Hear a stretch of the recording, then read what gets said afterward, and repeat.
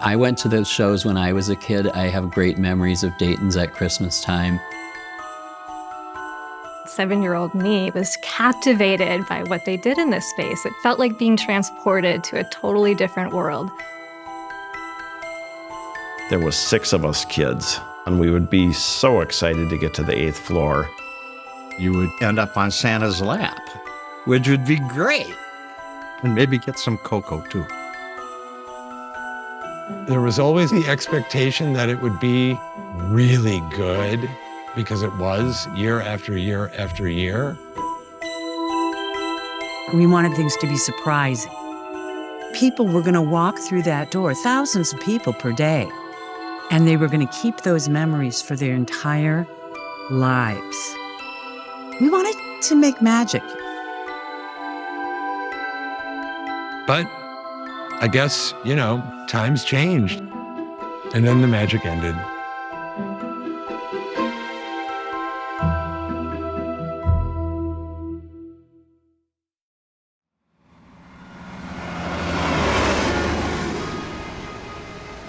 It's wild to be back here. People had sort of warned me and said, oh, it's going to be so strange to go up there because, it's just wrecked. Nah, this is an empty auditorium with all the paint on the floors hanging out. This is exactly where we started, every time. Every time. It actually makes me a little nostalgic, like, hey kids, let's put on a show.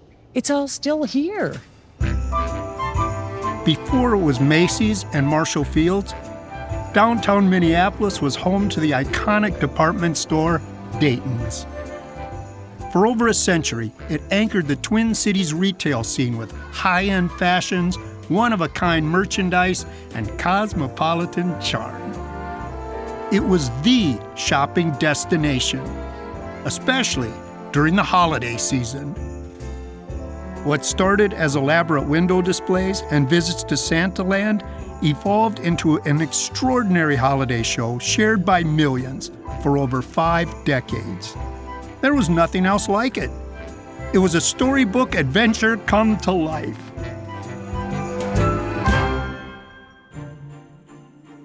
It was a special night. It was a tradition that we all looked forward to.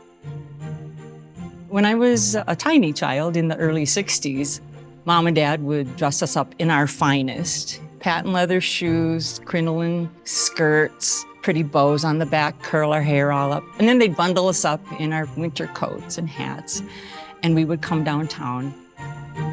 Downtown was magic. We didn't get to see the big tall buildings all the time and hear the horns honking and just see all the activity down there. So you're always looking for something shiny, including the windows that Dayton's had on the main street level. And the first thing we would do is walk around the building and look in the windows at the window displays. They were all dressed up for the holidays. After that, we would go up to the 12th floor and we'd have dinner there.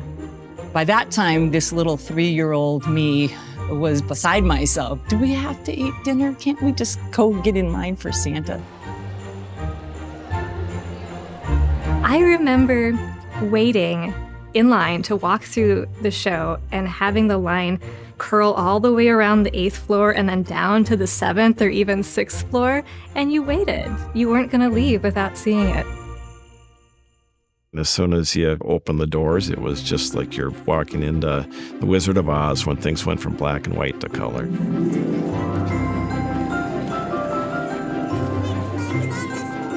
It was magical. I loved going every year. I looked forward to it. I was always just enamored with all of the figurines, the set design, how elaborate everything was. And I love that all of this work, all of this energy, all of this artistic talent went into these shows and they were free. They were free. I was probably the most mechanically interested in the movements of the characters, so I was the tag along, the one that they had to keep going back because I was carefully trying to understand how everything moved. I remember my mom used to love reading the story cards, and I'm sure she started doing it when I was really young and couldn't read myself. But she continued doing it long after I had learned to read. I think she just really enjoyed doing that. Every year was a different story, and that was part of the magic. That wouldn't be revealed until close to showtime. The anticipation of what is Dayton's 8th floor going to be this year, which was great marketing, great way to get people into your store. A couple weeks before Thanksgiving, the big announcement would come in the Star Tribune, come and see the Wizard of Oz on the 8th floor, or Cinderella or Snow White. And no matter what it was, we just couldn't get down there quick enough. Even though Halloween was less than 2 weeks ago, it's the Christmas spirit that abounds here in Dayton's. Peter Pan in Santaland opened this morning with something for children of all ages. My very favorite displays were Cinderella. That was twice, I believe, 1989 and 2005.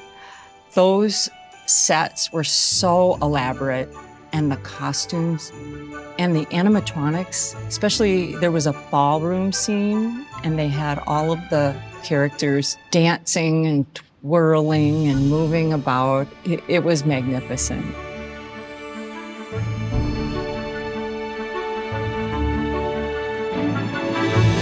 Beautiful this year. We've been coming ever since I was a little girl, and I wanted her to share it too. It's fun. Me and my family go here every year. Dayton's designers began brainstorming an idea, a Christmas world of involvement for children. They had to find people to make the animated characters. They found those people in New York City.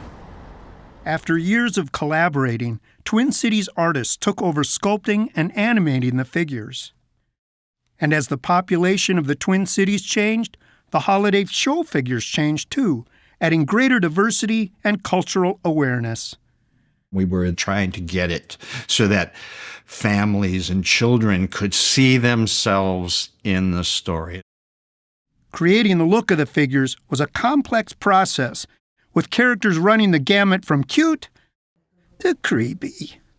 What you see is what's taken 11 months to create. So why don't we enter that world of involvement?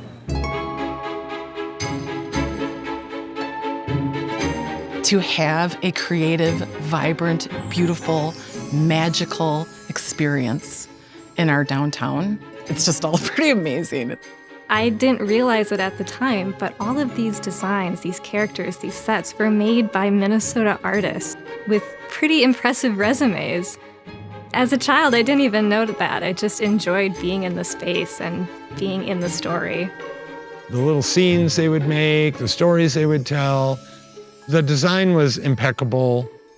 The artists who were responsible for these very special objects were absolute heroes of mine. There was something pretty special about being part of this huge thing. I remember the first time I worked on the show and I saw the lines, it's like, what the heck? What have we done?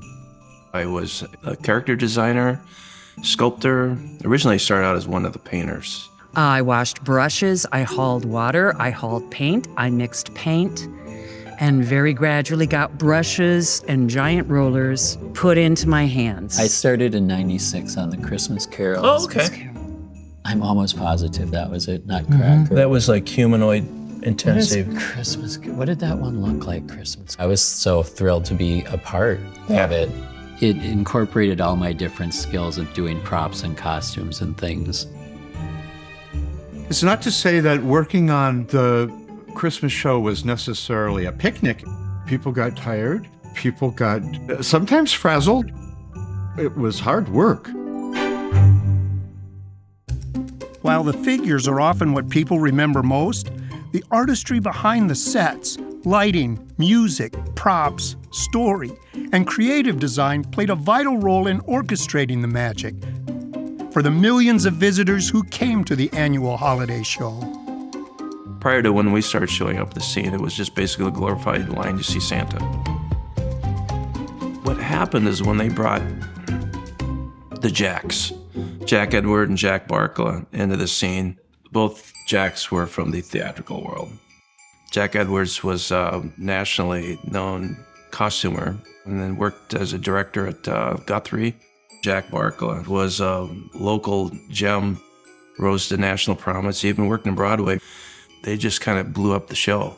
They were called the Two Jacks, although Jack Edwards would say it's more like Jack and a Queen, because he would have on more bling and more fur and more eccentricity than anyone in town. Whereas Jack Barkla was the opposite. They were quite a team, the Two Jacks. Whatever they were asked to do, they would always deliver twice as much. Theatrical designer Jack Barkla created this series of 25 three-dimensional scenes that wind through the auditorium. The characters' costumes are all handmade and designed by Jack Edwards. The scale is the whole thing, is to make sure that the jewelry, the buttons, everything is in scale with the figures. Jack Edwards was wonderful and eccentric and scary. You wanted to impress him. And so it was always a little nerve-wracking when he was going to be coming into the studio to see what you'd done with his designs. Oh, look, one of the Jacks, Mr. Edwards. This is my favorite one. I started building an archive for Jack Edwards at the Anderson Library, Performing Arts Archive. I had met him later in his life, and I felt his work was important, and I contacted the U of M, and they agreed. Now, these are a personal favorite of mine, these donkey boys. Yes, the donkey boys. Yeah. What I love about them is how animated they already are. Right, yes. They're already practically alive. Right. Before they even hit the stage, you can feel the gesture of the actor. This has a lot going on.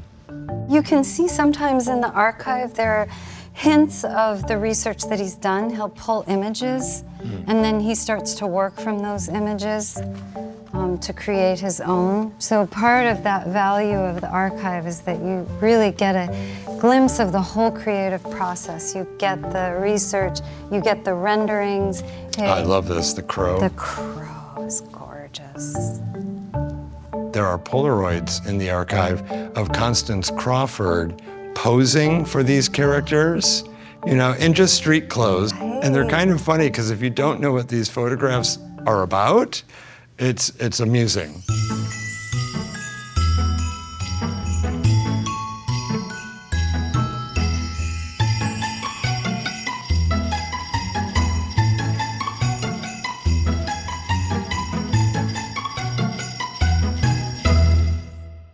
Jack Barkla was the concert master.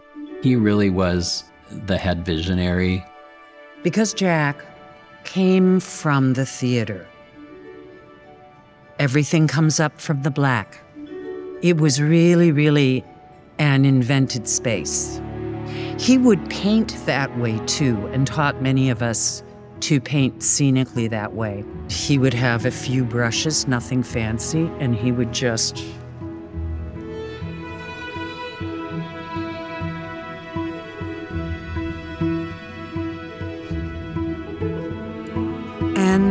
there's the moon. There's the perfect skyscape.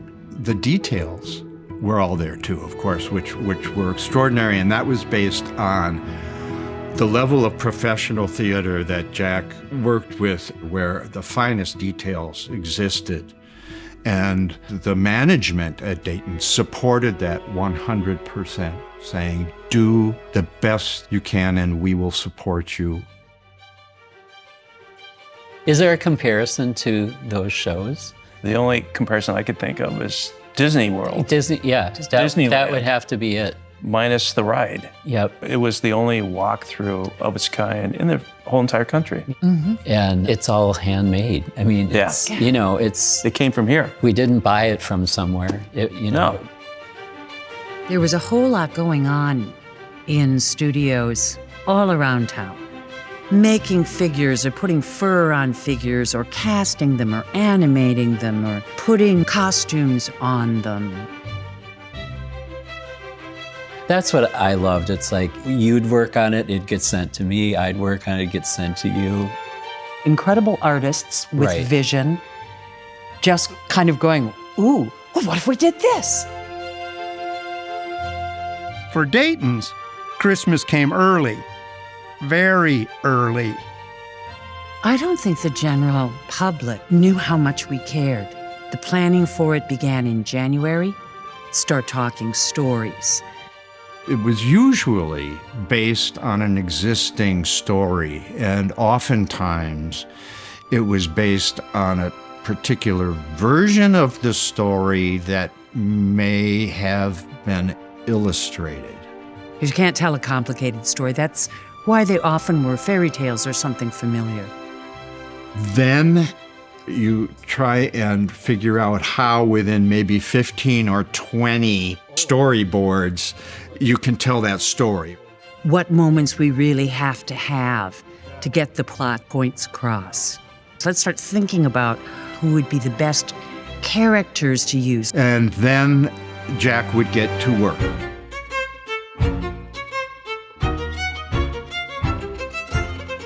Sometimes he would make a three-dimensional model so that you could see a bird's eye view of the auditorium, all done in cardboard, and see how you were going to move through. There would always be something very, very large and painted here, because we didn't want him to see any farther. The show's laid out so you only see a little bit at a time, and you're really, really taken through it so that there are surprises. Jack was very intentional about placing walls and corners so that you don't see the next scene. For example, Pinocchio, you could kind of in a distance see something giant, but you couldn't really tell what it was until you walked through an entrance. And then there'd be this massive gaping mouth with rotten teeth and tongue, the whole thing. After the floor plans are done, we sit down with the animators and the sculptors and discuss the characters, how many characters in each scene, what they're going to be doing, and what expressions are on their faces. I got to sculpt 5 different facial expressions for Scrooge. And it was a blast. So I kind of looked at the figures as they were the emotional cues for the audience. So that's why it was important for me to sculpt different facial expressions and different postures. Dan would sculpt the heads, hands, feet, but then they are basically on an armature. And so we would actually build the bodies first, and then we would make the clothes. Jack was so detail-oriented. There would be fabrics layered over fabrics with trims, and then the wigs and the hats. We would hand-knit sweaters or hand-knit scarves, or we'd do whatever we needed to do to make the costumes. I just don't think people can quite fathom how much work goes into it. It is like creating 15 to 20 different theater sets. The scale is smaller, but the details are no different. In fact, it's even more difficult to do something that is going to be that close to the audience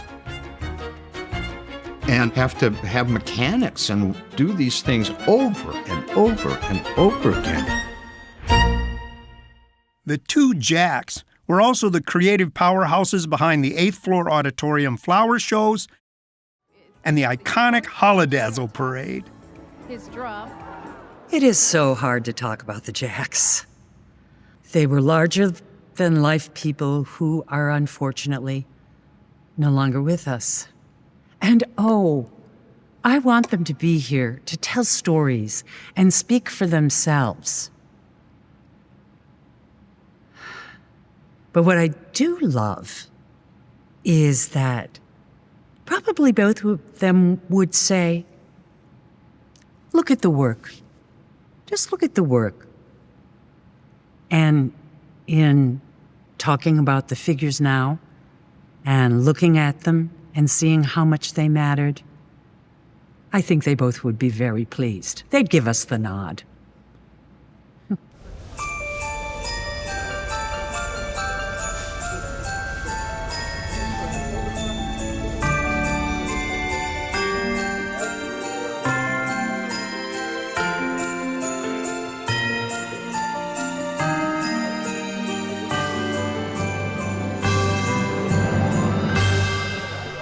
Some of the special effects that they did, you would look into a little cubby and one thing would morph into another thing. And they actually did use smoke and mirrors, like for real. A favorite trick of ours, and we used it almost every show, was this thing called the Pepper's Ghost. And this is another signature of Jack Barkla, is maintaining and resurrecting old, ancient tricks of illusion. Pepper's Ghost is one of those fabulous ones where what you do is you have two rooms come together at a right angle that are exact mirror opposites of one another, but they're exactly the same room. And separated is a piece of plate glass at a 45-degree angle. And if you light one room and turn the lights off in another, you'll look through the glass. If you turn off the other room and light the other room, you'll see the reflection in the glass. That's the way you can do things like take boys and turn them into donkeys, or take a pumpkin and turn it into a carriage, make Marley's ghost appear in Scrooge's bedroom. But in order to make it work, you have to set the plate glass so that the elements in the two rooms line up exactly. And it becomes very hard sometimes to line it up. And I remember one time they were fighting it. It was right before the opening.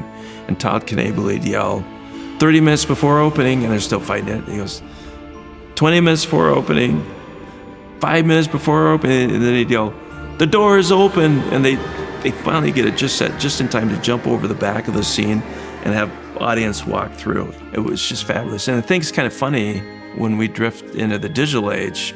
The unfortunate part was a lot of people just thought what they were looking at was some projected thing. They didn't realize it was a physical trick.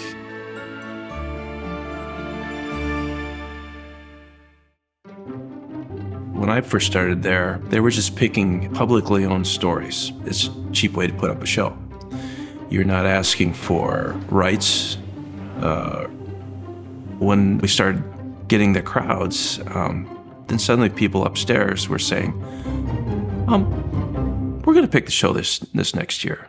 And so that's when the fashionable shows started coming on where they had to get rights.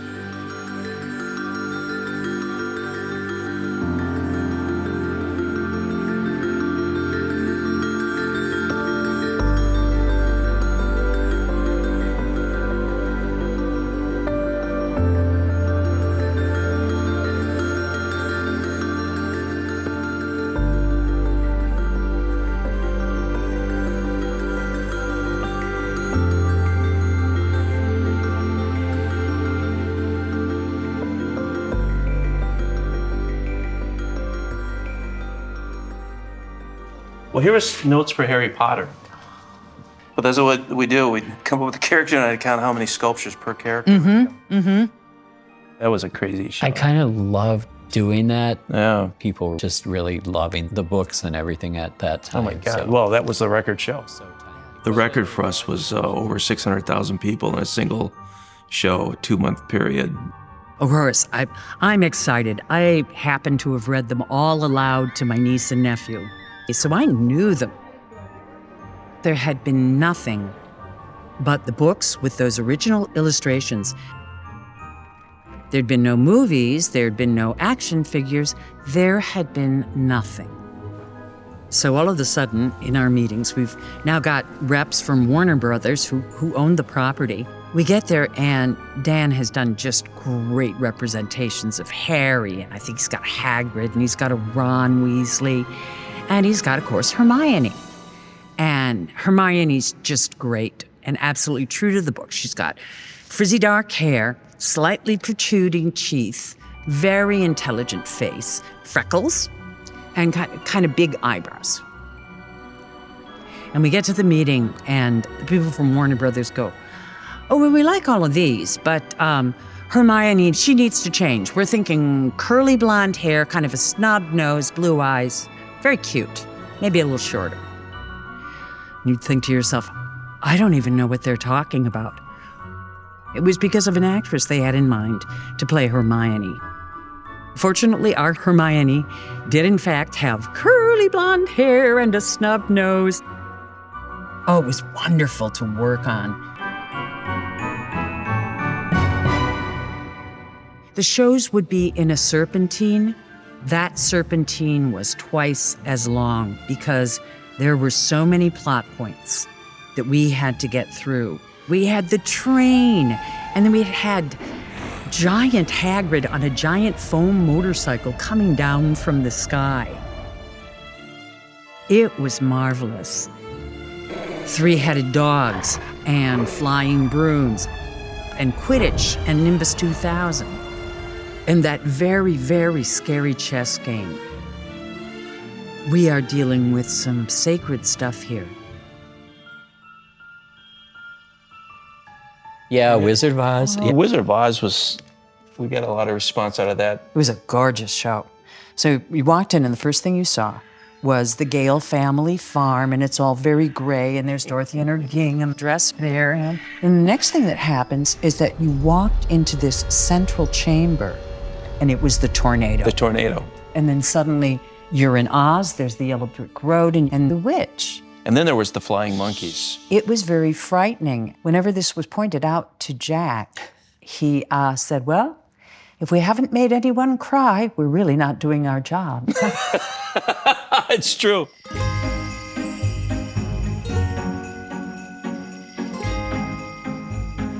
Not all the shows were Christmas themed.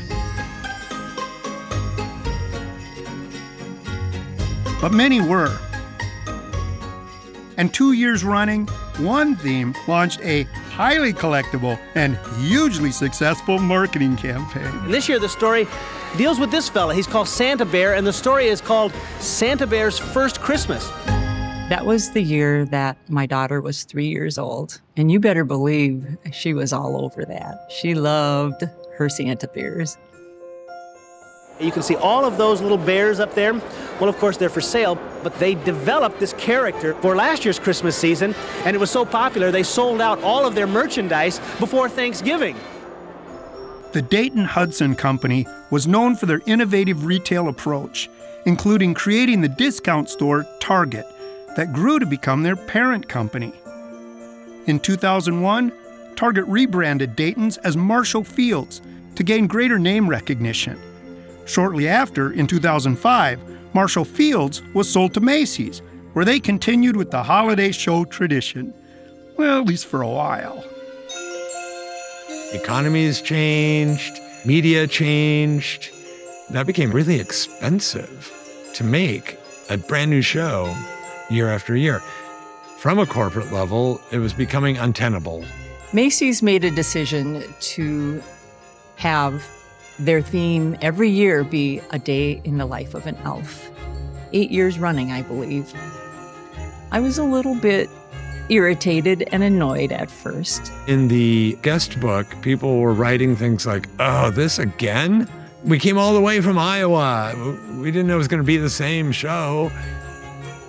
After a while, I thought, well, I'd rather have this than nothing. So I decided to appreciate it and enjoy it. By this time, with my grandchildren, we kept the family tradition alive with one theme instead of multiple changing themes from year to year.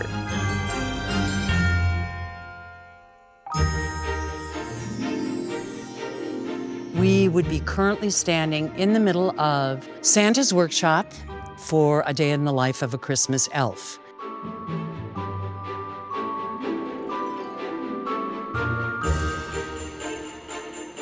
And to my right, there was the flight school that happened beyond a window where they taught reindeers how to fly by sending them up on balloons up and down a little tiny reindeer. Great scale, so it really looked like it was far away. And then in the front was the mailroom. We would take the real dimensional letters, transition slowly down, be replaced by painted letters, because if I had dimensional letters, kids would try to pick them up. Look at the beautiful drop shadow all the way around this. There was letter paper, envelope, plenty of things to write with, and a beautiful big red mailbox so the child could just seal that up and send it right off to the North Pole. We were doing the planning for a day in the life of an elf, and they had decided that there were going to be 2 main characters in the show, and they hadn't decided who the other elf was what he was gonna look like. So this gentleman, Bill from New York, from Macy's, said, let's have it look like Lyle. Dan nailed it.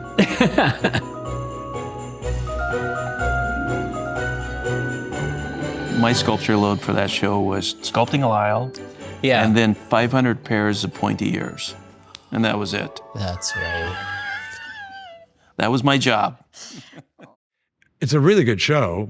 I thought that show was magical. I loved it. I got to see it several times. The singing trees still resonate with me.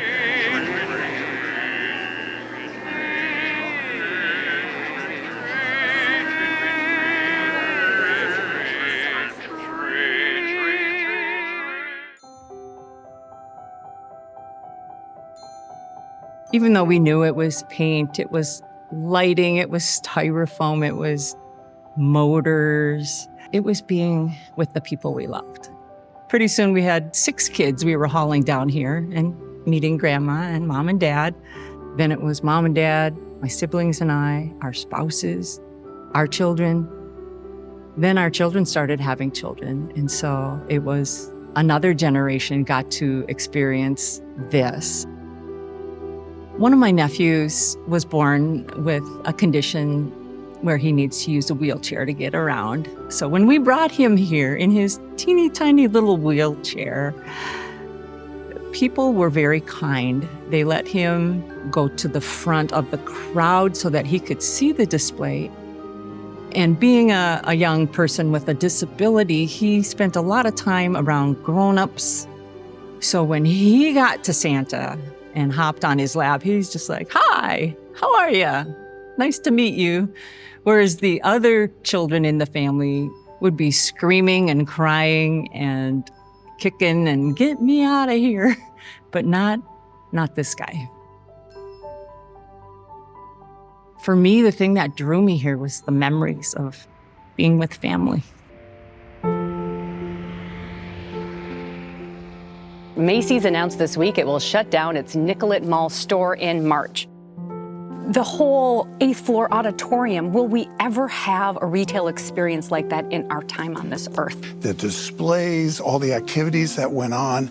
I mean, When I found out that it was going to be the last show that they would do, I hadn't been for a couple years. They had been doing the same story, and I had seen it, but I knew that we had to be there that last show, and so I got my mom and my dad and my brother together, and we did go down and walked through it, and it was really bittersweet being again in that space and with those figurines. I took a lot of pictures in hopes that we could recapture some of it someday. It was very hard when the store finally closed. I got a call from a colleague that there was a fire sale happening there and that the figurines were at risk of being lost forever. So I arrived at Macy's and I saw the splattering of figurines out on the floor in very random, unexplained ways with like price tags of $200 and $300, and it was heartbreaking.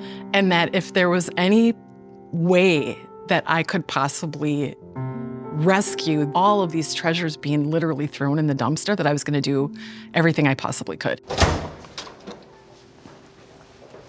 You are here in a place that people normally don't get to see. This is the basement of Hennepin Theater Trust. My team at Hennepin Theater Trust were experts at moving copious amounts of artwork and installations. That was havoc and chaos. We had to act fast. We had a team of about, 8 or 9 people. So it was like, hold everything, drop everything, everybody on site, everybody on deck, everybody's car, everybody's van, get the U-Haul. We had to wrap these, put them on trucks or in cars.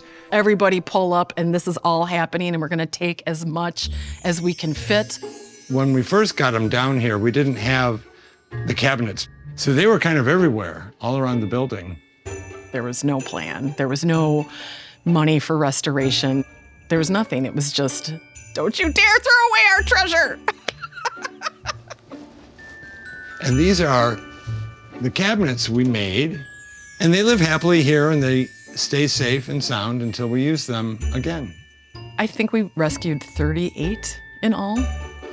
I don't think we left very many behind, and I think that if we did, it was because they were like missing like a head and like, you know, that they were just unrecognizably damaged. We have bits and pieces from different shows, so there's no full, complete set. And every one of these has something wrong with it. So the motor might not work, or the makeup is scratched, or a costume lost a button, you know, kind of thing. These probably would have gone to a dumpster, is what I understand. So they'd never be seen again. After the sale, little pockets of people began to arise that had bought figures or found figures or were collecting figures and just wanted to restore them. We are in the living room of our home in Minneapolis here, surrounded by our Dayton's figurines. These are accumulation of a collection that started in 2017 and continues on through today. The number one question we get when people walk in here is this up year-round? The answer is no. Everybody's got a hobby. Mine is clearly unique, and they all laugh at me for it, but these are very healing pieces for me. By day, I am a fire chief with the city of St. Bonifacius. You know, the fire service can be highly stressful under the best circumstances. And so it takes a while to wind down after calls. And so you come home and clean up and then go down to the shop and put the music on and maybe pass a couple, 2 or 3 hours working on the characters. I'm restoring something that was done by professionals, and I try to do my very best to live up to that and fall short many times. On the last day that this store was open as a store, they had a clearance sale. And I thought, how cool would that be to own a piece of that magic? March 19th, 2017. After church, I went to say goodbye to the Macy store in downtown Minneapolis. Today was their last day being open.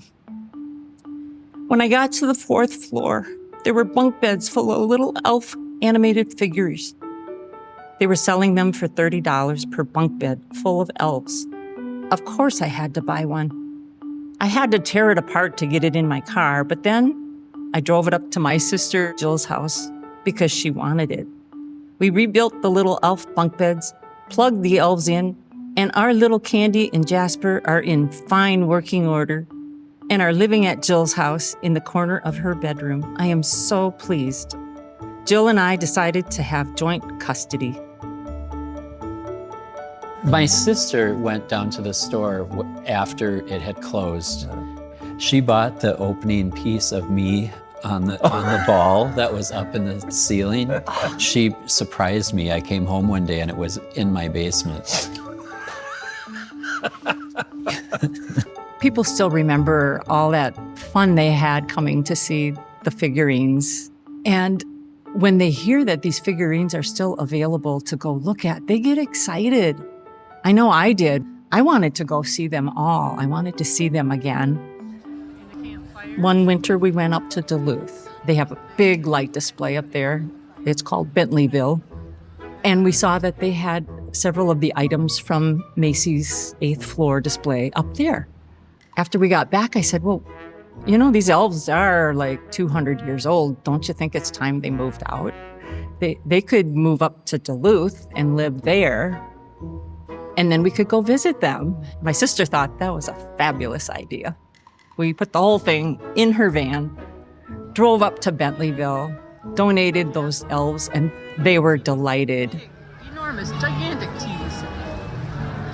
Children are nestled all snug in their bed. Look at that. It says children were nestled all snug in their bed. Many of the holiday figures, props, and even set pieces were given a second life in public and private collections, and many collectors are devoted to repairing and displaying the figures, so as many people as possible can share in the magic. This guy I really like. Where's his head? They were in a heap. They were undressed. The faces were washed out and shipped, and we did a lot of repair work on them. In the 2022 holiday season, Douglas Flanders and Associates collaborated with Hennepin Arts to bring back the Dayton's figures in their window displays. From there, the idea caught on, and soon figures were popping up in window displays around downtown Minneapolis. You'll never recreate any one of these shows in the way that it was, originally. But this last year, we did an experiment with Downtown Council where artists reimagined a character. So they might be in a completely different environment than they were originally. That was really interesting, and I'd like to see more of that kind of thing happen. Let the figures live into the future in new ways, inventive ways. You could have Mary Poppins on the moon. For some, it's all about nostalgia and reliving memories. But for others, it's something else entirely. Hi, so this is Rosie, and I'm Elijah, and this is the toy testing area. I was thrilled to hear of Elijah. When his mother reached out to me, it really warmed my heart because I could feel the passion that he had for it. See, he moves for food. Yeah. And he's clearly the most determined person I know that would like to preserve the legacy of these characters. He's got a deep interest in it. I've always liked the guy tickling the other guy's toe. I thought that was really funny. We went downtown and walked through the show I don't know how many times, maybe 40 times a season. It was a lot. I think, yeah, I just wanted to go again and again. And one time I was so close to actually getting up on stage to get a close-up view of all the animatronics and stuff. But Who could blame you? Yeah. I wouldn't. So around the same time that I reached out to you, Elijah also determined that a lot of the pieces had gone to Bentleyville and begged me to reach out to them, hoping that maybe we could just watch them set it up. And so I had communicated about that, about his passion and his interest, and sent them a little video clip of something he'd set up in his room. did? Mannequins dressed up like elves attached to oscillating fans to make them move. That's very creative. And I think I must have oversold our expertise because when we got there, they said, "Oh, you're the animatronics people from the Twin Cities." To which we said, "Yes, we are." There was a tractor-trailer truck full of all sorts of characters, and Elijah recognized them all from our many hours spent there, and so he could look at the face and know exactly what that individual did, where they needed to be positioned, whether it was on the floor or on a ladder. So he kind of directed my husband and I where everything was supposed to be, and the end result was spectacular.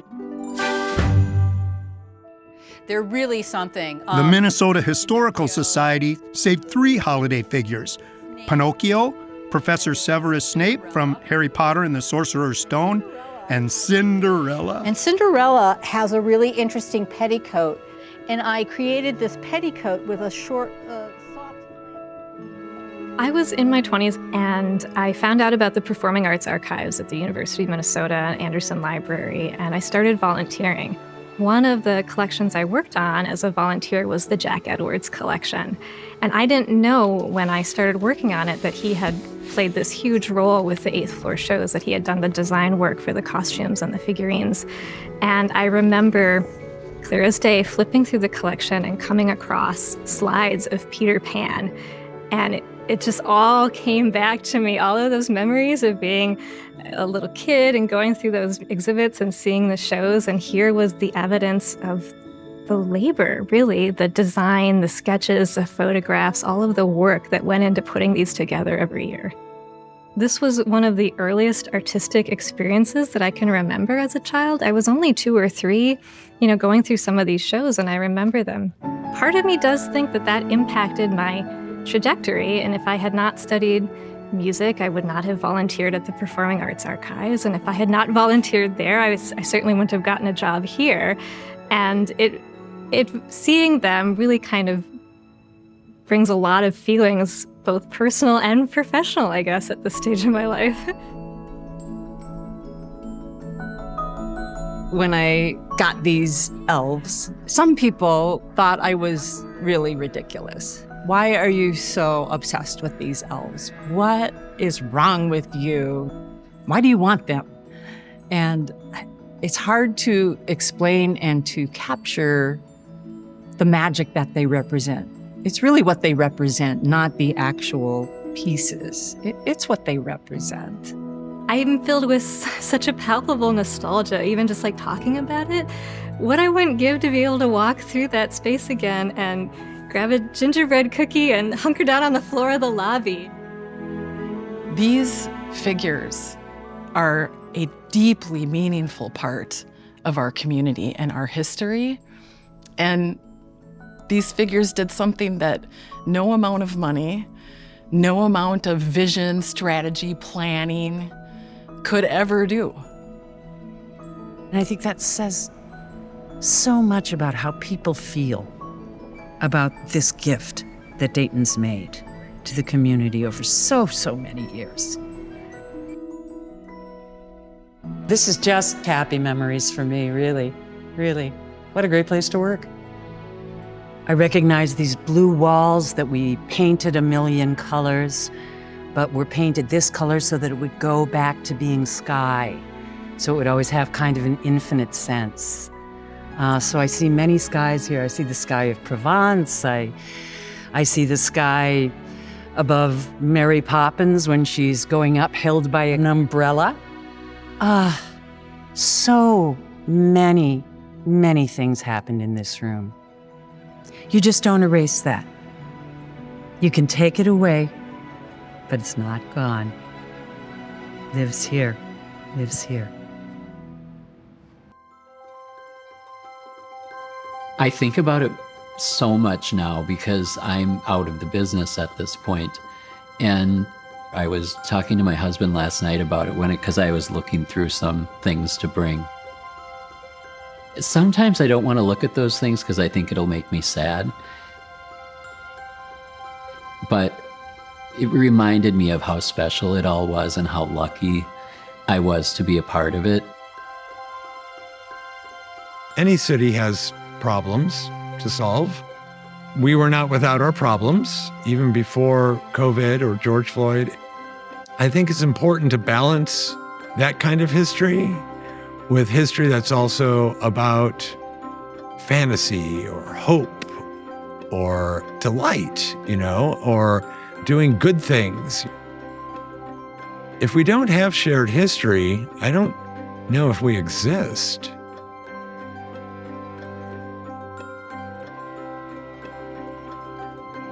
I remember this place and all the memories associated with it are kind of washing over me. It's something I'll always cherish.